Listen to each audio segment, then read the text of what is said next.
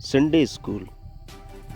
आज ख्रिस्तीय लोग छोटे छोटे बच्चों का एक संडे स्कूल करते हैं, जिसमें बाइबल से बहुत सारी कहानियाँ, बाइबल के वचन और उनको प्रार्थना करना और परमेश्वर को जानने सिखाया जाता है। और आज देखा जाता है कि पूरे विश्व में बच्चों के लिए एक संडे स्कूल होता है और इसमें वे अपने आप को, अपने माता पिता को और अपने ख्रिस्तीय जीवन को वे जानने पाते हैं और इस जगत में क्यों हैं उसे जानने पाते हैं। तो आइए आज हम लोग इस समय संडे स्कूल के बारे में जानेंगे कि संडे स्कूल कब शुरू हुआ, कैसे शुरू हुआ और आज हम हर एक कोई भी संडे स्कूल के एक हिस्सेदारी है।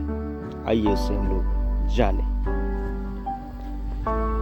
संडे स्कूल इंग्लैंड में औद्योगिक जागरण का समय बहुत ही प्रभावशाली था। धीरे धीरे देश के विभिन्न भागों में कारखाने स्थापित किए गए। इंग्लैंड के लोग प्रमुख रूप से पास्तरीय थे। उन्होंने देखा कि धीरे धीरे शहर नगरों का रूप लेने लगे और बहुत से कारखाने स्थापित कर दिए गए। वहां पर लेन देन या वस्तु विनियमित का तरीका अब पैसों के रूप में ज्यादा होने लगा और बहुत से नगरों के लोग समझ नहीं पा रहे थे कि अपने पैसे का प्रयोग किस प्रकार से किया जाए। ऐसा प्रतीत होता था कि पैसों का सही प्रयोग नहीं हो रहा था। दूसरी तरफ बाल मजदूर को बढ़ावा मिल रहा था, जिसके कारण बहुत से जवान बालक कारखानों तथा खदानों में मजदूरी करने लगे। वे बहुत परिश्रम करते थे, उन्हें थोड़ा भी आराम का समय नहीं मिलता था। बालकों के साथ अमानवीय व्यवहार किया जाता था। उनको कभी कभी धूप की रोशनी तक को देखने को नहीं मिलती थी। मजदूरी बहुत कम मिलती थी।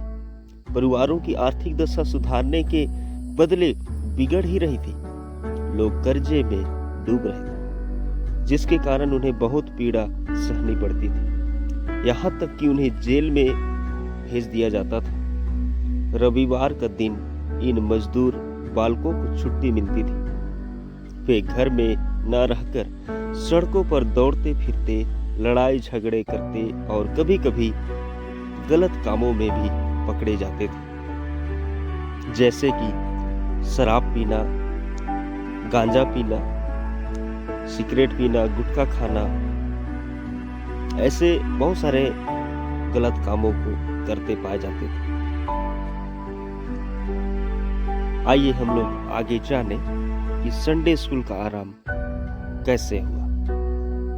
उसी समय में एक पत्रकार थे जिनका नाम था रॉबर्ट राइक्स।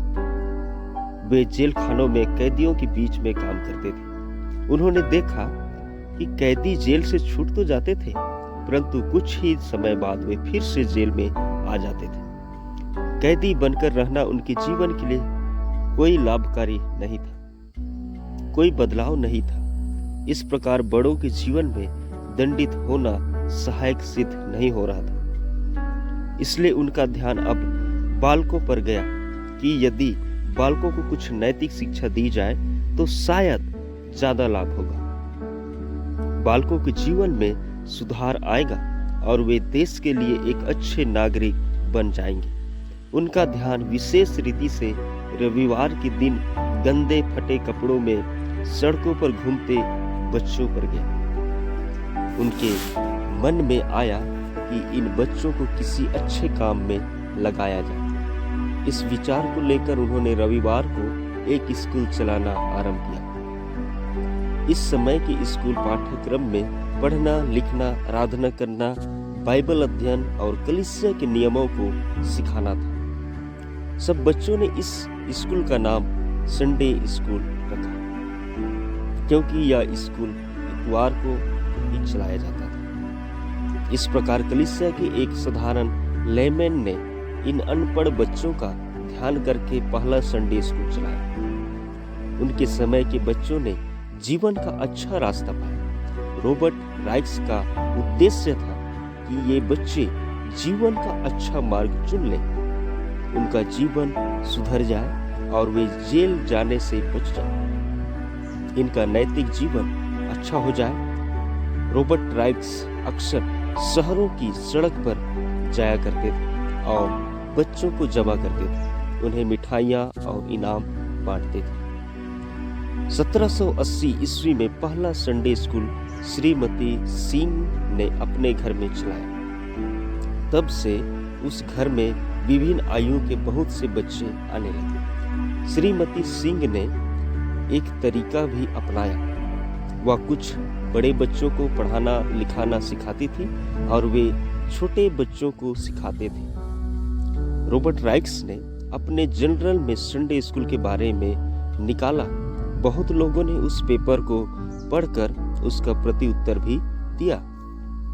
रॉबर्ट राइक्स की यह इच्छा थी कि कलीसिया के लोग संडे स्कूल के बारे में जाने तथा इसकी जिम्मेदारी भी वे ही संभालें। परंतु रॉबर्ट राइक्स के सोच के विपरीत लोगों का प्रति उत्तर मिला। वे विरोध करने लगे, जानने की कोशिश करने लगे कि रॉबर्ट राइक्स इन बच्चों के साथ क्या करता है। रॉबर्ट राइक्स की आशा के बिल्कुल विपरीत होने लगा। खोजबीन करने लगे कि क्या पाठ्यक्रम चलता है, क्या पाठ्यक्रम चलाता है, किस तरह स्कूल चलाता है आदि। रॉबर्ट राइक्स को बहुत दुख हुआ, परंतु परमेश्वर ने उसकी इच्छा और परिश्रम को देखा। यद्यपि 1811 ईस्वी में रॉबर्ट राइक्स साहब की मृत्यु हो गई, परंतु पौलुस के कथन के अनुसार बोले वाला कोई, सींचने वाला कोई और फल पाने वाला कोई और होता है। रॉबर्ट राइक्स के परिश्रम का फल दिखाई दिया। कलीसिया ने कई साल बाद संडे स्कूल के महत्व को समझा। सारे देश में संडे स्कूल होने की एक लहर सी दौड़ गई। 30 सालों के अंदर सारे शहर में बच्चे संडे स्कूल में आने लगे। रॉबर्ट राइक्स की मृत्यु से पहले लगभग 5 लाख बच्चे संडे स्कूल में आने लगे थे। इस प्रकार ख्रिस्तीय शिक्षा का प्रचार बहुत तेजी से होने लगा और संडे स्कूल संसार के विभिन्न देशों में आरंभ हो गया। अब हम लोग देखने पाते हैं भारत देश में संडे स्कूल का विकास। 1800 ईस्वी में सीरमपुर में 3 मिशनरी आए थे। उन्होंने एक स्कूल की स्थापना की थी जो बहुत समय तक नहीं चल पाया, पर 1802 ईस्वी में यह स्कूल फिर से जागृत किया गया और इस स्कूल में अन्य धर्मों से आए हुए मसीही लोगों के बच्चे आते थे। धर्म परिवर्तन के कारण इनमें जाति का मतभेद नहीं रहा। इनके बच्चे दूसरे स्कूलों से निकाल दिए गए। इस नए स्कूल में जो 1802 ईस्वी में मिशनरियों के द्वारा चलाया गया था, बिना शुल्क के पढ़ाया सिखाया जाता था। इनकी 3 कक्षाएं होती थी। इन स्कूलों में उन्हें मसीही शिक्षा भी दी जाती थी। धीरे धीरे जैसे जैसे मिशनरीज भारत में आने लगे, वैसे वैसे संडे स्कूल का विकास होने लगा। उसके बाद 1819 ईस्वी में पहला Sunday school association Baptist church के लोगों के द्वारा स्थापित हुआ। उसके बाद 1870 ईस्वी तक बहुत से मिशनरी आए और विभिन्न प्रकार के संप्रदायों को शुरू किया और ख्रिस्तीय शिक्षा का प्रचार किया। उसके बाद 1876 ईस्वी में इलाहाबाद के बैप्टिस्ट चर्च द्वारा संडे स्कूल की एक कन्वेंशन हुई। 8 संस्थाओं ने 77 लोगों का प्रतिनिधि स्वागत किया जो इस कन्वेंशन में आए थे। इस प्रकार संडे स्कूल की यूनियन का आरंभ हुआ और भारत के कई क्षेत्रों में संडे स्कूल यूनियन की स्थापना हुई और भारत देश के बाहर भी संडे स्कूल यूनियन स्थापित हुई, जैसे कि बर्मा, बंगाल आदि। बाद में संडे स्कूल यूनियन का कार्यभार संभालने में इंग्लैंड ने सहायता दी। संडे स्कूल यूनियन के पहले सचिव डॉक्टर J.L. फिलिप्स थे। उसके बाद 1906 ईस्वी में जबलपुर में पहला मुख्यालय बनाया गया।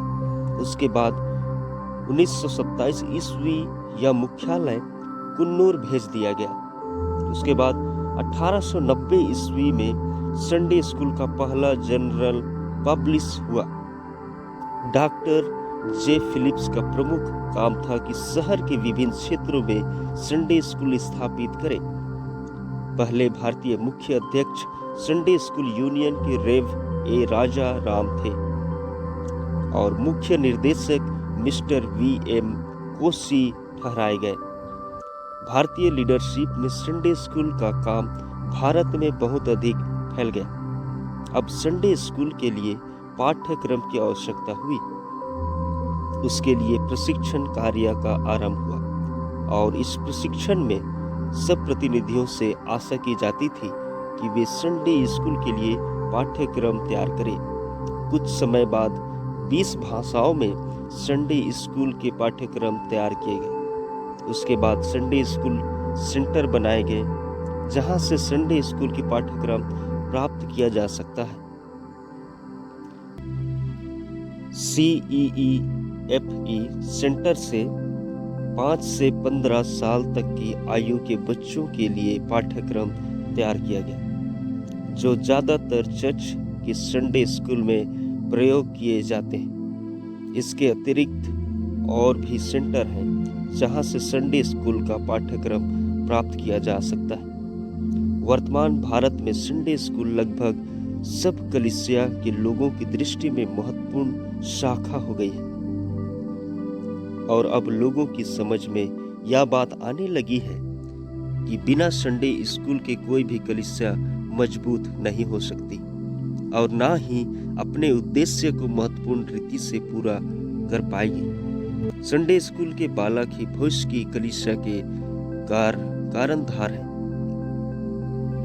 बालक संडे स्कूल में रहकर बाइबल की सब कहानियों को सीख लेते हैं तथा प्रभु यीशु को वहीं से अपने जीवन में स्वीकार कर लेते हैं। जिस कलीसिया का संडे स्कूल मजबूत है, भविष्य में वह कलीसिया उन्नति के शिखर की ओर बढ़ती है और इस प्रकार प्रभु यीशु का नाम परिवार के सब लोग जान पाते हैं।